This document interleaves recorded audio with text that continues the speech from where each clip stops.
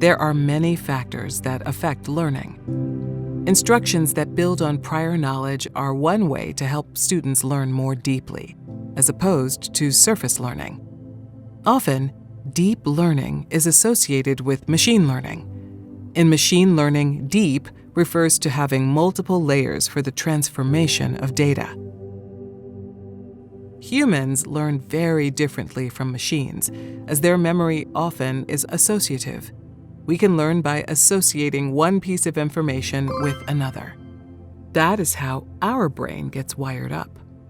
The more connections, the more deeply the new piece of information is learned.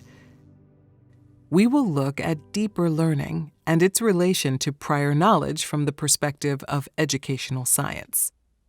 First, let's start with prior knowledge in general.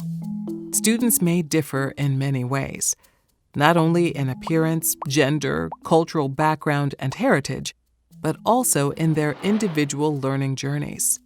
Embedded in all of these differences are specific beliefs, skills, attitudes, and a broad range of pre-existing knowledge, all in all called prior knowledge.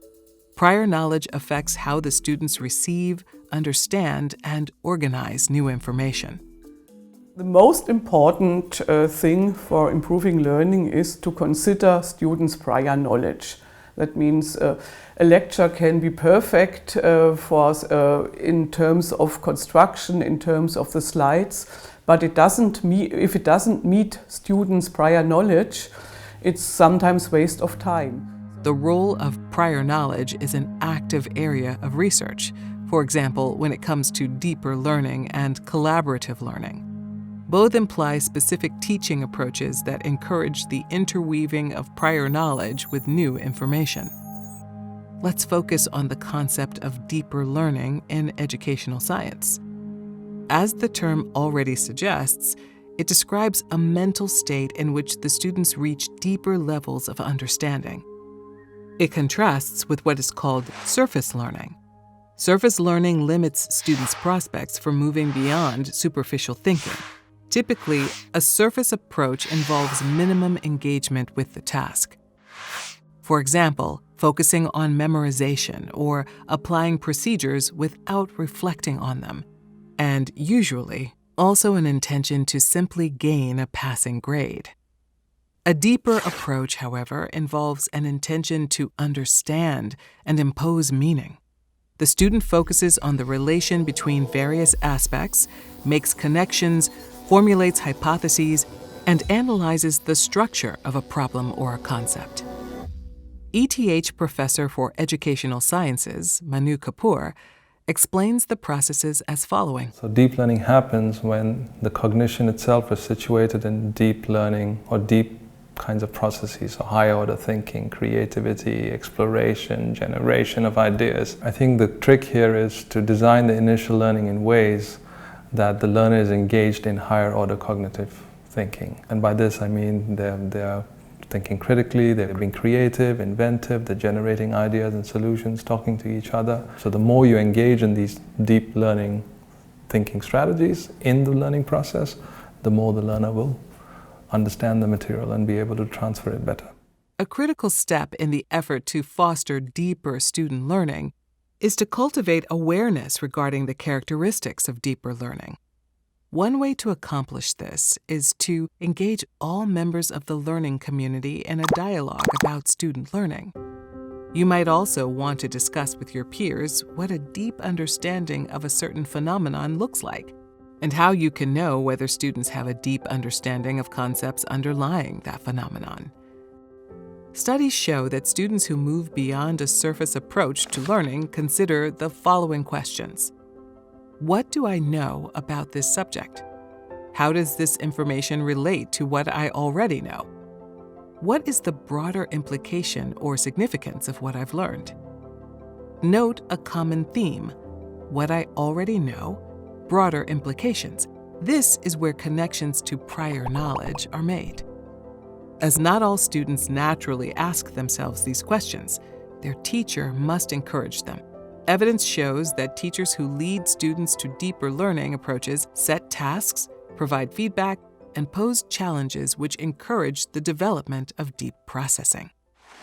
Prior knowledge needs to be activated and elicited.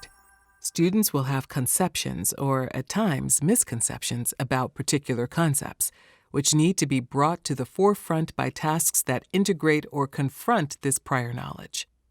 In any case, the students need to do something with the new knowledge, beyond simply taking notes, individually or collaboratively in groups. Collaborative learning involves several learners working together as they solve problems, complete tasks, or create a product. Intuitively, we would assume that collaborative learning brings many advantages for learning processes because of the mutual sharing of information.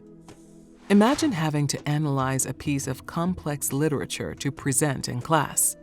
Don't you think it might be easier to discuss and analyze it in a group to achieve a better understanding of the text? In fact, research suggests that collaborative learning may be more beneficial than individual learning, especially when the group is dealing with highly complex problems. It makes sense, as the information can be distributed among different working memories. And remember, when we are learning, we have limited working capacity. To split the cognitive load between the group members allows the individual working memories to function without overload. But there's a possible catch. The group of learners will differ from each other in terms of prior knowledge. Some of the team members might have a lot of correct prior knowledge, whereas others have incomplete or even incorrect prior knowledge. Studies found that both the former and the latter can profit from collaborative learning. Conveying, confronting, completing, referencing, and even arguing about prior knowledge are high-level cognitive tasks that help everybody involved to connect the new knowledge to the prior one. In summary, prior knowledge plays an important role both in deeper learning and collaborative learning.